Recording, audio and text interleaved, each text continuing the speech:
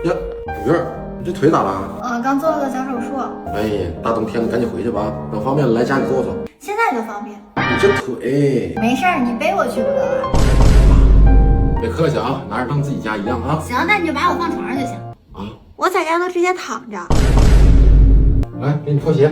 我在家不下床，用不着拖鞋。Baba Boy，哎，你喝饮料吗？我不喝。那你去冰箱给我拿一瓶，我有点渴。来，那饮料。